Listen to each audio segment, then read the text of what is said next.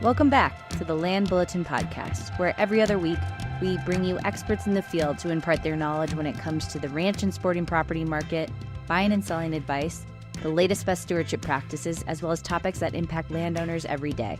I'm your host, Haley Mirr. Let's jump in. Wildfire prevention has been a crucial topic for years, but recently, the frequency and severity of wildfires have brought even more attention to this growing issue threatening the West. Today, we're diving into what we can do to tackle this challenge from both a governmental and a ranching perspective. Joining me is Jared, a Mirr Ranch Group broker with hands-on experience in wildfire mitigation and response, who will share the practical strategies and insights from the field. We'll also hear from Jerod DeLay from the Wyoming State Forestry Division, who will provide expert advice on prevention and preparedness. Together, they'll offer a comprehensive look at how we can protect our lands and communities from the threat of wildfires. Welcome, Jared, to the Land Bulletin. Thanks for taking the time out of your very busy schedule. I know you have a breather right now in between fires, but we just wanted to have a conversation about kind of what you're seeing as a volunteer firefighter, as a broker, as a manager, as a landowner yourself. And kind of go into the specifics of what private landowners can be doing when mitigating forest fire risk. So before we get into kind of the specifics, what has wildfire season been like this year for you? Yeah, so it's been, incredibly dry, especially in southeastern Wyoming. The last few days we've caught a little reprieve and been getting some moisture, so it's kind of knocked the danger down for the time being anyways. But we're coming off a really good season from last year, so there's a lot of residual feed left, especially on the countryside. There just wasn't enough cattle for as much moisture that we had on a lot of our ranches in southeastern Wyoming. So we got carryover from last year, and then, we turned off dry this year. So we got anything that grew this year's dry, and then the carryover. So there's just a lot of extra fuel load out there, a lot of dry cheatgrass. So what fires we've had in southeastern Wyoming have grown pretty rapidly. We had a fire a couple weekends ago in the Hartville, Guernsey area that burnt, basically 25,000 acres in 2 days' time. I think actually it ended up burning about 30,000 acres. It slopped over the line for a couple of days there, and they got control of it again. And then we had another one, and kind of down by Chugwater, and heck, I think that thing burnt like 5,000 acres in a couple hours. It's just cheatgrass and CRP country is just really, really dry. It's been kind of a rough summer so far. So when you're talking about cheatgrass and loaded fuel from years past, is that because we had a really wet kind of couple years, a lot of growth came in, and now it's just all drying out and fires are just drawn to that? Yeah, luckily, last year we had just an exceptional year, and we had almost double the annual rainfall in southeastern Wyoming that we typically do. And then followed up by this season, we had, about a third our typical or rainfall for the season. So it's just 180 degrees swap in a single year. But, last year, they're just, most of these ranches, they stock kind of accordingly to where they can ride the highs and lows. So, they were probably understocked last year, and then we had double the rainfall. And so you just have a lot of residual feed out there, which is great because that's what's getting a lot of the ranchers through this season, but it's also increases the fire danger just because it's dry, hot and windy. And what fires have you been working on? Have you just stayed local, or as a volunteer firefighter, are you kind of called up to a lot of different areas around Wyoming? Yeah, so as a volunteer, and my position now is I just try to stay local and just help friends and neighbors. But you can get dispatched, and you can take your resource and go get on a federally managed fire and get paid to go fight something elsewhere in the state or even elsewhere in the country if you want to. But I try to stay close to home.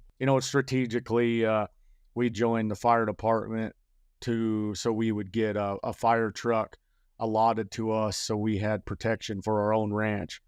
Obviously, with that, there's kind of a responsibility is, if you have the resource you're kind of expected to go help your neighbor. It's not, the resource isn't available just to protect your own stuff. It's to go and go across the fence and help the neighbors out. And you know, the interesting thing is most of Wyoming, especially in rural Wyoming, firefighters, fire resources are all volunteer basis only. So Wow. all of our trucks, you know, a lot of our trucks are all, you know, paid for by the feds or the county. And then, you know, all your personnel for the most part, it's all just on a volunteer basis. So, to your point, as a landowner, tell me a little bit more about that. If you decide to help as a volunteer, things like that, then you're given a fire truck, or is it just kind of the allotted resources as a landowner with that? Yeah, I mean, if you volunteer enough time and you commit enough time as a volunteer, you know, there's a lot of times there's resource available for them to hand out to you. So you got a truck, you know, sitting on your property, which is incredibly beneficial. But also, you know, it helps your resource. So if you have a fire truck right in the middle of your ranch, that's handy. If you see a lightning strike, right, like your initial response is pretty rapid. But also they like to hand out them trucks and resources to volunteers. That way we get resources spread around the county to where your initial attack response time goes down, you know. Otherwise, you know, if you got a ranch 30 miles from town, for example, and all your resources coming from town, that's 30 minutes. Yeah. In fire, that makes the difference between, you know, rolling up on a fire that's 100 acres or it might be a couple hundred acres. So, you know, response time, especially on wildland fire situations, is incredibly important. I mean, it's almost like, you know, they always talk about the golden hour on emergency response for, you know, EMTs. Like, it's very important.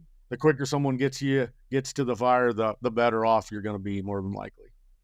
Well, what other resources are out there for landowners who maybe they don't have the funds or the time to create a huge management change to their ranch, but they want to know more about these resources available to them, maybe like this volunteer stuff? What are the little things that ranchers can do right now to help mitigate some of this risk that might be what we're seeing across the West right now? Yeah, I mean, I think obviously that's kind of a loaded question, and it kind of depends on kind of the diversity or the type of ranch you own, right? Like, you know, a timbered up ranch is a totally different management practice than like, you know, just a grazing ranch, and kind of what you can be doing.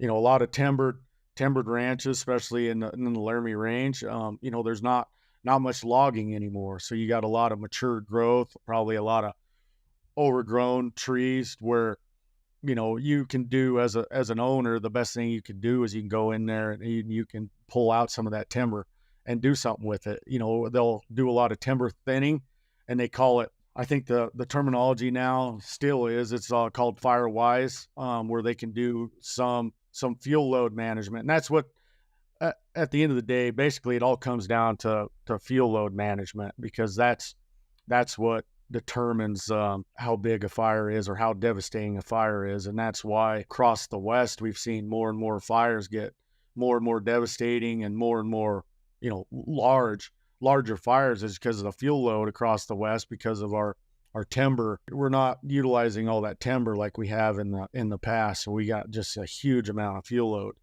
And then fuel load on most of your ranches is because, you know, a rancher, and especially a year like this year, he can't afford to lose any amount of ground to fire. Fire's good, right? I mean, fire's good for ecologically and biologically. It's very good for the systems, and we need it in our landscape. But a rancher that's already in a drought situation, he can't afford to let 1,000 acres of his 10,000 acre ranch burn, because he's already out of feed. Even though it's probably doing some good for the ranch, he can't afford to do it. So that's why we've been so aggressive on the private land landscape, putting out fires for, you know, the last 50 years, to where now it's catching up to us. Like, we got a huge amount of fuel load, and we got a lot of landscapes that need fire, but we can't afford to let them burn. But luckily, you know, the last few years we've had a lot of landscapes that needed burnt, that have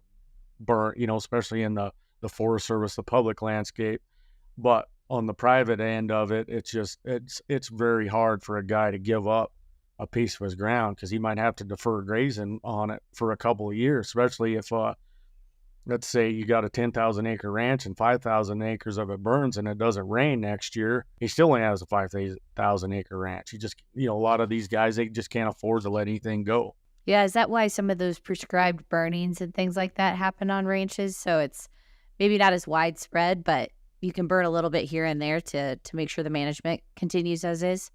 Yeah, we do. There's a lot of prescribed burns where they're trying to reduce the fuel load, or they're trying to reinvigorate the landscape, because obviously fire is important to the landscape. So it's we don't like seeing it. It's unsightly and it can be devastating. And especially in a timber landscape where the ponderosa pine might be 100 years old. Like, we're never going to see that again in my lifetime. So people hate to see it, but it unfortunately needs it in some aspects. So how does that kind of connection with some of those larger forests and fuel loads, how does the connection between private and public work for some of that kind of management and mitigation? Because even if a landowner is doing X, Y, and Z to, not have a lot of his land burn, there is going to be a connection if you're adjoining some public land and they're not managing it that way. So how does that kind of connection come together?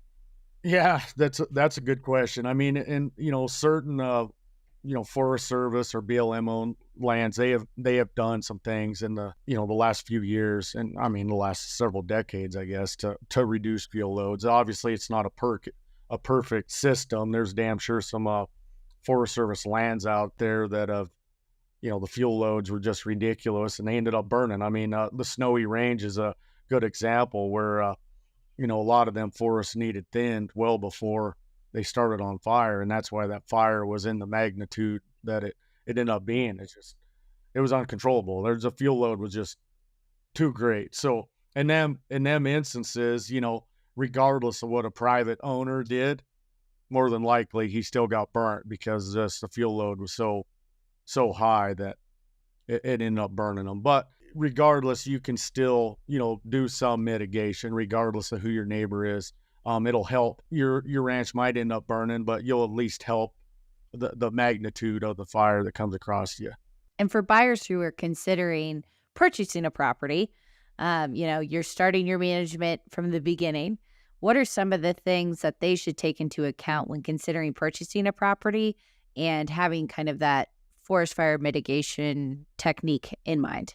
Yeah, I mean, if I got one prime example that I've done a lot of consulting work on the last couple of years, and this guy, he inherited this beautiful chunk of ground in the Laramie Range, and it's got a lot of fuel on, a lot of timber on it, and they had done some pretty aggressive timber management, back in the 50s and 60s, and now it's kind of overgrew again. And he's like, the first time he took me on this ranch, and it's just beautiful, and he's like, what should be my biggest concern? I was like, well, it's not if it'll burn, it's when it will burn. I was like, Yeah. and it would be devastating if your 10,000 acre ranch, the entire thing burnt and you lost all of this timber. I was like, if I had any money to spend, it would be I would bring in a forester and I would start thinning some of this timber, and I would start thinning the roads, and I would start thinning some other stands of timber to hopefully when it does burn,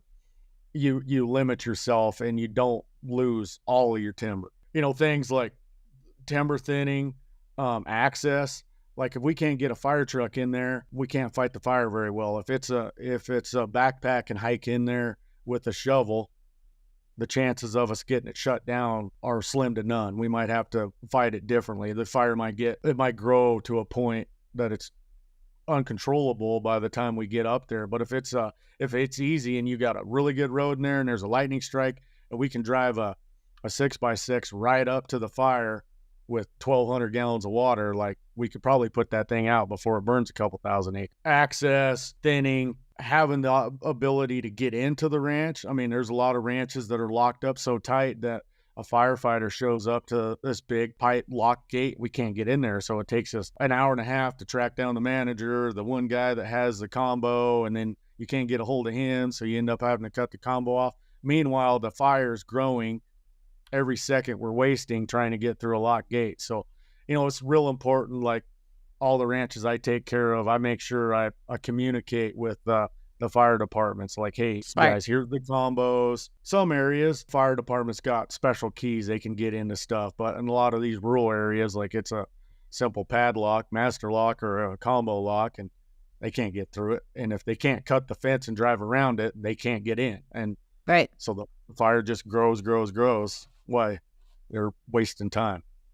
That's a huge thing that I didn't even think of. And there's a lot of gates that are really hard to get through when it comes to ranches. So access, fuel load mitigation, being able to access it as a fire department, those are all crucial. And in terms of, I know this is kind of a loaded question, but as a firefighter, as a manager, as an owner, do you see certain things cause forest fires more than others? Does it tend to be man created, or is it lightning?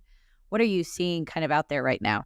Yeah, interestingly enough, I think there's more fires that are man-made across the U.S. than there are naturally caused. I mean, obviously, there's still plenty that are naturally caused. Most of the dispatches I go out on a yearly basis are all lightning strikes, but there's a good amount of folks throwing out cigarettes or dragging chains on the interstate, or the railroad hitting a rock and starting fires. There's all that stuff, but I think mostly in a rural setting, a private land aspect, most of your concern is lightning. On the public aspect, Forest Service, most of it's man-made. I mean, most of these folks are leaving campfires unattended, or shooting bottle rockets off, or Roman candles, or whatever. That's where most of your fires come from, and Yeah. on the public landscape. And it makes sense, just because private, obviously there's less people that are going to have access to it. It has better management than a lot of these kind of public areas. So it makes sense that those two kind of would be so different. I was just wondering, I know that's off of some of the questions I was going to ask you, but I was just interested on how those are all started. And in terms of just kind of like the future and maybe how things have changed, are there other new ranch management techniques or technologies or GIS or even resources available out there to ranchers that maybe have changed in the last 10 or 20 years when it comes to fire? Yeah, that is kind of a loaded question. I mean, the biggest thing is just making sure, and you don't have to, obviously there's two different situations going on there, but ranchers typically, they don't have as big a fire concern because they're utilizing that fuel. They're grazing it. So your fuel load is going to be eliminated through grazing opportunities. Where it gets real scary is on some of these ranches that are bought with the sole intent of hunting, and they're worried that grazing might chase off some elk. So then they're not doing any grazing, and there's not doing any fuel management, and them are the ranches that are very, very difficult to fight fires on. A lot of times them fires get extreme. That approach is wrong for two different reasons, right? One is, grazing cattle or grazing anything, as long as you have some proper management behind it, you're not going to reduce your animals on the ranch. And two, you're helping mitigate some of the fire danger. I mean, that's one of the easiest things to do to help with fuel load in some aspects. Obviously, cattle aren't doing anything for your timber ground. They're not doing anything for your mountain mahogany ground, but your light fuels, your grass fires is like just put cows on it and start grazing it, and you reduce your fuel load. And more than likely, if you do get a fire, we could probably control it pretty easily, and we could probably contain it because just because the fuel load's reduced. And that's kind of something like, one of the ranches I take care of, that was one of our concerns is, we were probably a little understocked last year. We didn't know we were going to get so much rain, and we had just incredible fuel load. And then about April, I was like, I think it's going to get dry, and it's not looking real good. So, we kind of developed some strategies, and we started to get cattle kind of moved around probably a little quicker than we would have. And we were just trying to knock down some of that feed before it got super dry. And then we went back through and we took some equipment in there, and we did a bunch of road maintenance this year on all our 2-tracks. And with the sole intent, it was, we're killing two birds with one stone, right? Like, we got a really smooth road, but we also built in some fire breaks on the same bill. So we put in 42 miles of fire break that was basically on our 2-track roads, and hopefully if we get a lightning strike there in the next couple of months, hopefully we isolate that fire to a specific area on the ranch. We don't burn 40,000 acres, we burn 3,000 acres, because now we got a place that the fire crews can tie into our existing fire breaks that we put in. They got good access, and it's already built, right? So now if there's a lightning strike, we got it kind of isolated, and then if we don't get a lightning strike, who cares? Because we got some really good roads around the ranch now that it's a really cheap insurance, in my opinion. Yeah, that's huge. And that's a whole other kind of conversation we won't get in today, but property insurance and ensuring that you have some of that ready to go when you're even thinking of listing with Mirr Ranch Group. If you're considering buying, it's a huge thing that some people are struggling to even get right now. So working with a ranch broker like Jared to figure out what the best options are, because I'm sure you've seen that, Jared, as forest fires become more and more of a reality, property insurance just becomes more and more important. Yeah. And then my last little thing I wanted to talk about is we did have a guest on recently that you connected us with, Jerod DeLay of the Wyoming State Forestry Division. Tell us a little bit about how you know him and how, as a volunteer firefighter, as an owner, as a manager, you've worked with the Wyoming State Forestry Division when it comes to forest fires. I guess they're an incredible resource if you need anything regarding forestry work or wildfire stuff. There's a bunch of programs and a bunch of trainings that you can go through, but we obviously rely on them more as a volunteer, because the state forestry is kind of the one that they kind of run everything related to the forest and fires. A lot of times that's the organization that's funded, and I don't know the tiers necessarily, but we have to reach out to them quite a bit for like our equipment and different stuff. In fact, like if our fire truck breaks down, we need special parts. Like that's who we call as a state forester and get parts for our fire truck. But got it. The great thing, like them guys are the ones that are going around and monitoring fire conditions, fuel load. Different fuel types got different moisture contents in them. So they're out there. They're the ones that start when you go into the Forest Service, and there's always them signs when you go into a community and it says your fire danger, and it's what level it's at. Like them, that's because they're out there on the ground monitoring that stuff. And then, that's what helps, like a county, for example, like Platte County, we've had a fire ban in effect for, basically all summer, but that's how they're able to do that, is because they'll come back to the commissioners and say, look, your fuel loads look like this is the dangers, this is what could potentially happen if you start a fire. Like I would recommend you outlaw fireworks in the next few days. Even though there's signs for fireworks the whole way you're down the highway. Yeah. And what dictates, Jared, just since you brought it up, how do they dictate when it's low, medium, high, those different ranges of fire danger? Is that the state forest, or is that someone else kind of dictating that? Yeah, I believe it's it might be the Forest Service, but I believe it's the state forestry for the area. But what they're doing is they're going and measuring moisture contents in the different fuels, right? So Got it. Like they got, and I should know all this, but there's several different fuel types, and like your grass obviously gets dry pretty rapidly, right? It takes a couple weeks, it's ready to burn, versus your heavy fuels like your standing timber. Like it has to be a prolonged drought before that stuff's capable of burning. So they're measuring moisture contents. And now when the moisture content's down in everything, then obviously that's when you're in your high fire dangers. And then nowadays they have, you'll see them red flag events show up on your phone, and they warn you because it's high fire danger. And the reason why that is because, it's usually hot. You got relatively low humidity, and then you got, probably winds on there. So if you have a fire that starts, it's going to be a catastrophic event because there's not a lot that you can do with it. It's a perfect fire weather conditions. And I know there's been some kind of red flag warnings as of late this summer. Are you seeing a little bit of reprieve for Wyoming in the next couple weeks It seems like you guys have been getting some moisture, so just a positive outlook before I let you go. Yeah, the great thing is we have been catching some moisture. I was out on one of my places I take care of just 2 days ago, and it's starting to green up a little bit, which is great. But every time the rain quits, and then we got a couple hot days, our fire danger doesn't really go away until we get fire season. So we got all the way up until the snow starts flying. Jeez. Excuse me. Well, We're and for you, hunting season starts.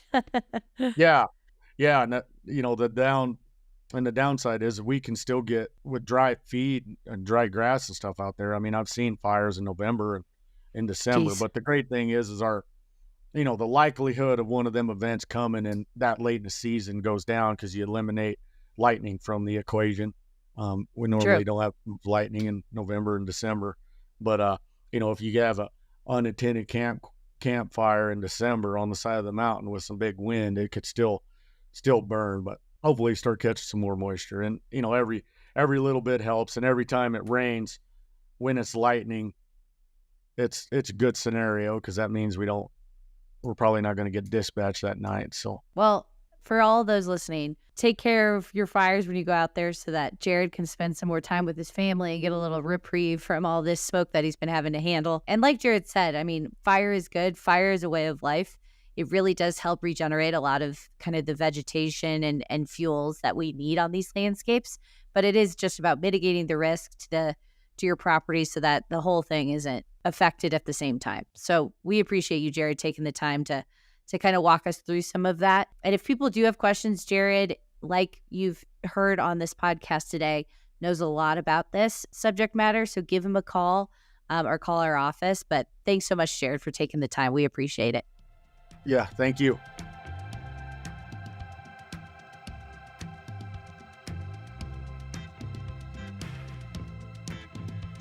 Welcome, Jared. I know you have a lot going on. It's mid-forest fire season, so we really appreciate you taking the time to chat today.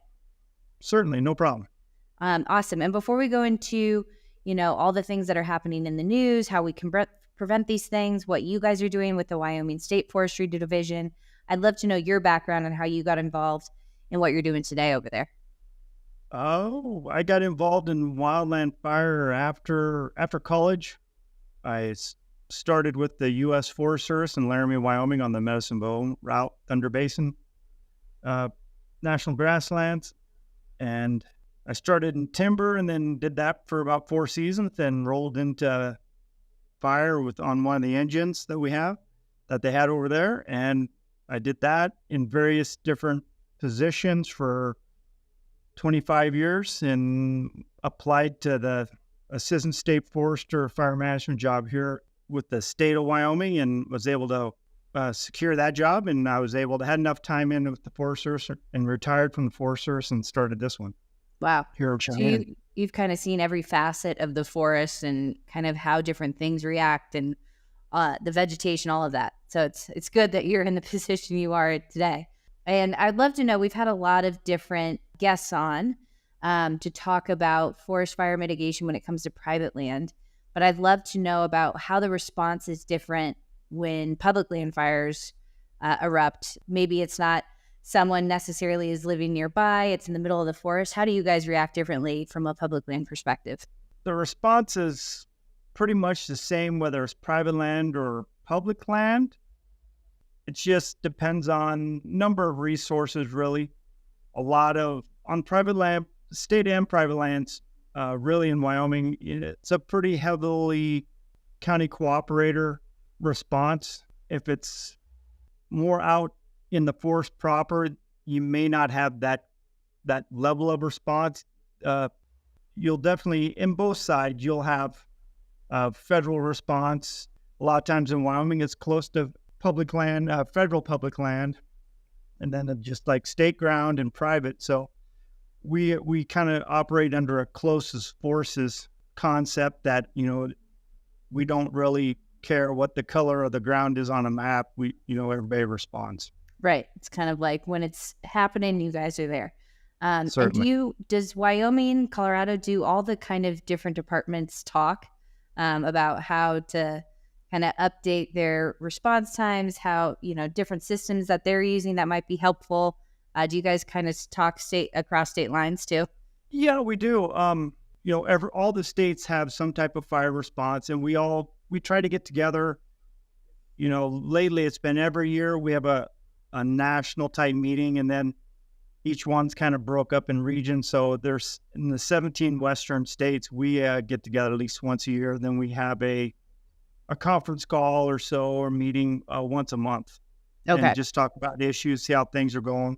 If we need to move resources from state to state, we can. Like right now with heavily Washington, Oregon, Northern California, Idaho, and Montana for a little bit of a time, there was a heavy need for resources. So there's resources from all over the country kind of migrating out to the western states to help suppress fire. We've had here in Wyoming, just on the Pleasant Valley fire, we've had resources from Pennsylvania, Maryland, Iowa.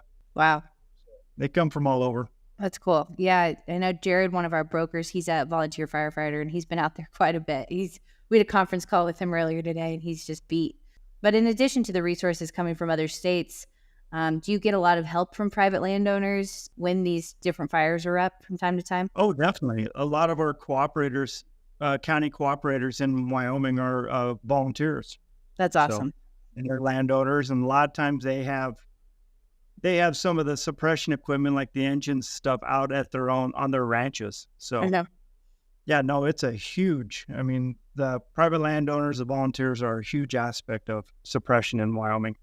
So when a fire erupts, what's kind of the system in place that happens? Like, who's notified? How do those reaction times work? I'd love to know kind of the background of how you guys react to these things. When there's a reported fire, depending on how it is received through a 911 or one of the interagency dispatch centers, they start, if it's a 911 county dispatch, they start dispatching their own resources around. If there's fire districts in that county, they call the districts and get them going, or a county fire warden, and have those respond. And a lot of times they may call the interagency dispatch centers in Wyoming. There's 3 in Wyoming, but then part of a small chunk of the northeast part is kind of works out of the Great Plains dispatch out of Rapid City, South Dakota. So, and then, they can ask for resources, and those other places reach out. The counties can reach out to other counties and ask for, mutual aid help. Or if they go, they can call the interagency dispatch centers, and they start dispatching closest forces, whether they may be federal or state or, cooperative. It just depends on what they know is close. Okay. And the state of Wyoming, we have a contract helicopter, and then we have 2 contract seats that are usually based out of Duncan, south of Glen Rock for the helicopter, and then the seats in Casper. So we can launch those if requested at any time. Wow. And when you deal with like big, I was watching the news earlier about some of the ones in Colorado, like even big mammals of these ranchers, like cattle and livestock and different things. How are those kind of being handled? I don't know if that's your department or someone else, good neighbors, private landowners, but. Yeah, it really doesn't fall to us, but we can help coordinate some stuff if needed. But Yeah. A lot of time, there's enough of a communication chain out there between the landowners that neighbors help neighbors, or they know something where their cattle are and where the fire is, and they usually get out there and sort of move their own cattle, and sometimes they can't find them in time. We help. We'll open gates and just leave gates open so that cattle can Get out. Where the livestock is can keep moving. Got to hit a fence and can't move anymore. And I mentioned it earlier, but for those listening who might not live in the West and not understand that this is peak forest fire season, how has the drought in Wyoming been affecting this forest fire season? Have you seen a lot more fires? Are they more spread out? What are you seeing up there? Really, it's a little bit of twofold. The last 2 winters have been average, or above average in snowpack. So and then last year was a rather wet year all the way around. So that allowed a lot of the fine fuels, a lot of growth in vegetation. And then this year we didn't, in some parts of the states, especially on the east side where we didn't have as much of the snowpack, well, it didn't really get to compress those fine fuels down and compress them down. So when it warmed up, this spring, we started having fires in February. We had a pretty good couple fires that had an impact on Cheyenne. They ran right to the edge of town. So Wow. we started in the end of February and kind of have been going ever since, especially on the east side. The west side of the state has had a little bit more of a snowpack, a little wetter winter and spring. So I wouldn't say it's delayed too much, but it's starting to dry out and pick up over in that part of the state as well. And when you talk about, for listeners, the 2 very wet winters that you had up there and then followed by a dry, where all of that lower vegetation starts to grow because you had those wet years, how is that a bigger problem for fires than one might think? Because you're thinking, oh, we have all this new forest growth, but sometimes it can lead to bigger issues. If you have a lot of exceptional grass growth, that stuff cures out in the fall and then that's available for fire. And then depending on how the storms track across the state, we may get a lot of moisture or we may just miss it and get a lot of lightning too. So that starts quite a few fires here in Wyoming.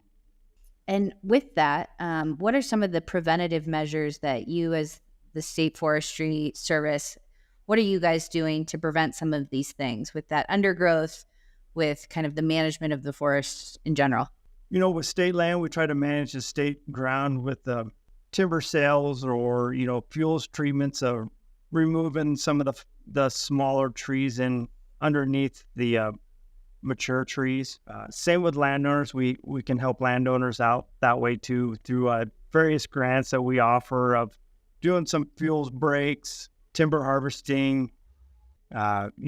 Just kind of depends on the area. And also we can we partner with the federal agencies quite a bit to do cross-boundary work too on both sides of the fence. So it's just not a lot of fuel on one side and a lot of work done on the other side. We try to do it on both sides of the fence just to widen that buffer area. Yeah, that makes a lot of sense. And to have some of that crossed with the national forest too. And correct. Those grants that you were mentioning, what are those grants? What are the things that are available to some landowners if they're willing to? Landowner directly, I'm not quite sure on that, but we partner with a lot of counties that do countywide protection plans, and usually that has some type of mitigation work in there, and then that can be followed up with some other grants and stuff with some mitigation work as well. There's like CAFA grants. There's a variety of different grants we can work with landowners in general or groups. It's better if there's a small community in the timber or whatever, or in the intermix stuff that we can work with several homeowners or groups at one point in time to help reduce and mitigate fuels. Awesome. And how have the systems over the year, you've been involved with the forestry for a time now. How have systems and responses changed over the years to some of these different weather patterns that have started to happen, different developments in neighborhoods popping up in places that they used to not be? Has that affected kind of the systems in place? I'd say, yeah, fire seasons have probably become a little bit longer than what we've typically been used to over the last 40 or 50 years. But I don't know, I guess I've done it long enough to where that's fire season. Some years it starts really early, and next year it may have a wet spring, and it may not start till may not really start picking up till July or so. It just kind of all comes, it's all ebbs and flows a little bit. So yeah, no, it happens with the seasons, just like our right. Snow does. We're a little more aware of what we're out there trying to do, and we just don't put our head down and go forth into stuff. We think, hopefully we think about some things, putting the line in the right spot to have the greatest amount of success. And where do you see improvements in forest fire mitigation working?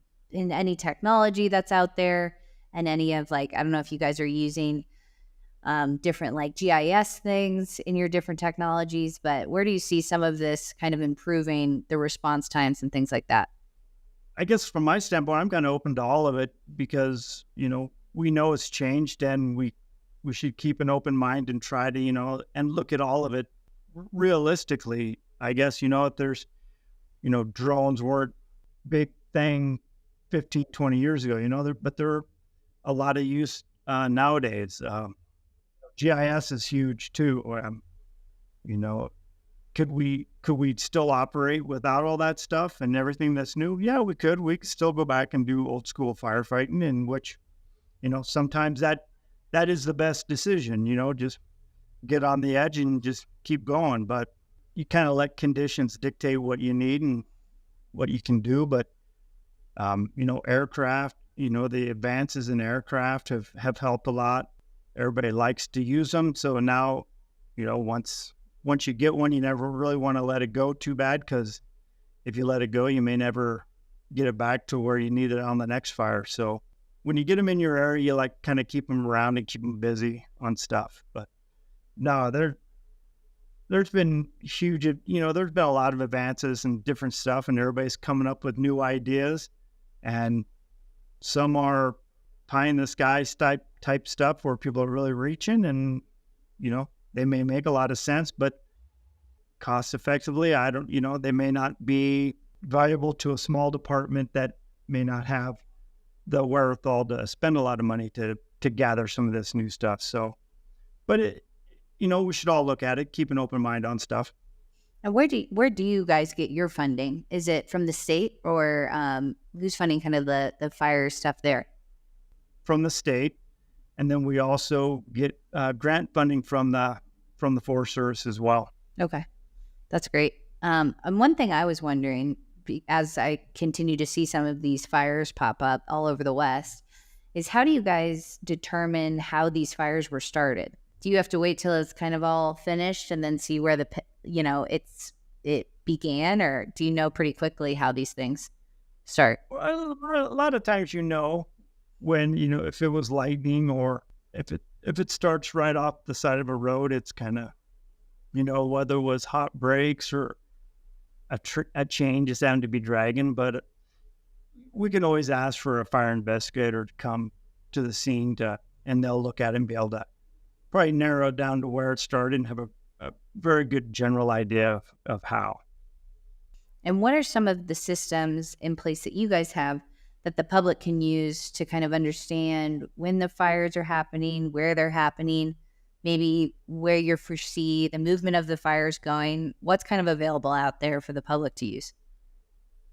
Hopefully, and depending on the situation and the management that is overseeing the fire, there should be some public bulletins, public information out there, community meetings.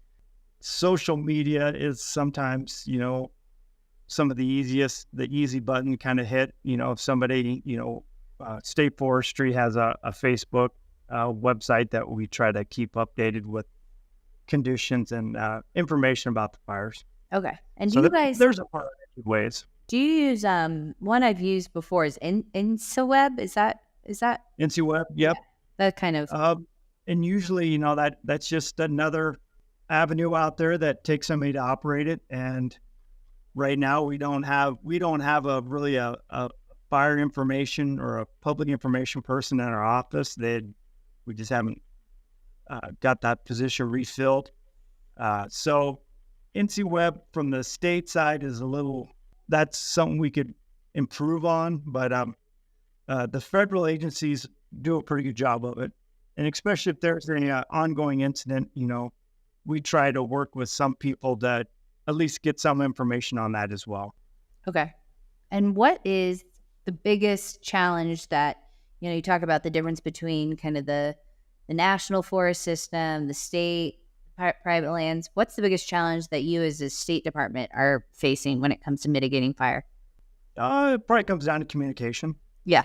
And making sure, in Wyoming, between the state, the private cooperators, the counties and the federal agencies, we're all pretty small, so we all have to work together to help each other out. And that's, just keeping those open lines of communication. And in Wyoming, I'd say we do a fairly good job of that. At times, things get dropped or you get busy and you forget to contact somebody about some information, but everybody understands. Everybody gets busy from time to time. But no, probably communication is probably the biggest hurdle, and just making sure everybody's in the loop. And a lot of times just passing on information, and it may not concern anybody or some of the other people you're trying to reach, but they can delete a email just as easy as anybody else if it doesn't concern them. So, but Yeah. at least you reached out to them and shared some information. No, that's huge. I think, to your point, a breakdown in communication is the failure of all major institutions. So I can see that, especially when it's an event like a fire. A lot of things there's a lot of energy in the room, and things do get Right. lost in translation. So Yeah, and also in Wyoming, from the Wyoming state side, we'd always like to have a few more people around, and we're trying to fill some needs that probably weren't there 15, 20 years ago, but we just realized that, as things have changed, we could try to beef some people up or rearrange or reclassify and change people's role to help out more.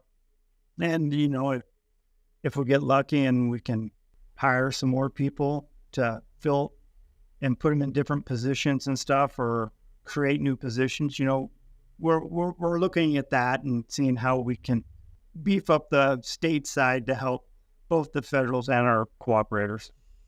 And you have your department working on it. You have all those, you have the official people that are working on it. You have the volunteer firefighters, the private landowners. What can the public do to help with some of this mitigation, but even helping people that might be down and out from the fires, or, people who have their horses that need to be taken out from where they are? How can the public help and get that information?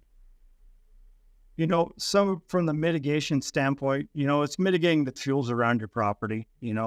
Don't have a lot of, wood piles or trees going right next to your house.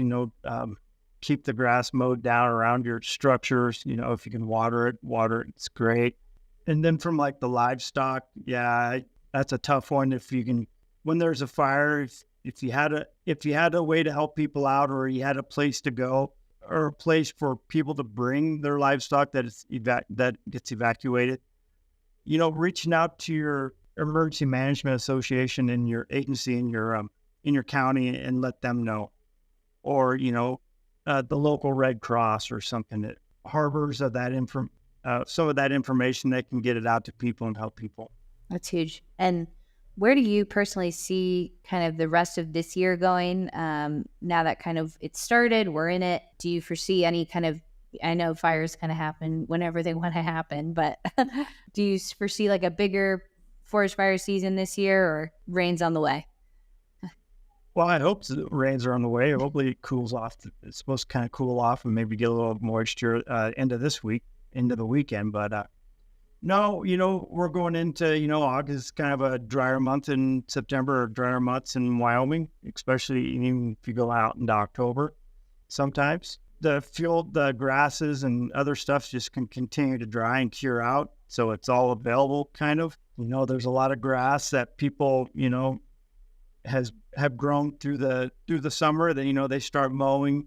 That's probably one of the biggest things people can do, is just be aware of when you're outside doing something, whether it's mowing or grinding on something, welding on equipment or something, is just be aware of what the conditions are and where you're at. If you're in a dry patch, pasture land, or it's hot and windy, which, happens quite a bit in the summer, Wyoming. But just be aware of the situation and your conditions that you're around, and maybe you have to put some of that stuff off till later in the day when it cools off, and hopefully the humidity kind of comes back up and recovers, or do it early in the morning before it gets too hot and windy. That's some of the biggest things. And as far as the rest of the year, it's like you said, I think we're in it. We're probably in it for a while now, and we may get ebbs and flows of it where, we get a reprieve from some of the hot, dry weather, but sometimes that reprieve can bring lightning too. So, and then once it warms back up, we're back off to the races again. And lastly, Jared, I'd love to just talk about, okay, we're in it. We've talked about it's probably in it for August and September. How can we help with some of these things? Is there ways that the public can give money, institutions that we can look at? You can always support your local emergency management, the Red Cross, your local fire districts, when they have a benefit, go out to them, help support those guys. They do a lot of work. They're volunteers mostly. And, they have other day jobs, and, they've been running pretty hard the last 2 weeks, if not the last month. So, they're pretty worn out too. And anything, they probably would never ask for anything themselves, but anything you can give to help them out, attend their benefit, Well, we really just are so appreciative of everything you're doing up there in Wyoming. Like I said, Jared's a volunteer firefighter. We just talked with him the other day, and he's, hard of breathing and things like that. So there's just so many people on the ground making sure the West stays safe, and we can mitigate this and suppress it as much as we can. So we just appreciate you taking the time in this very busy season to talk with us today, Jared. Certainly. No problem. Awesome. I'll talk to you soon. All right. Thank you. See ya. Thanks for joining us today. To learn more about the ranch real estate market or our ranch marketing process, make sure to subscribe to our newsletter on our website at mirranchgroup.com or give us a call at 303-623-4545. See you next time.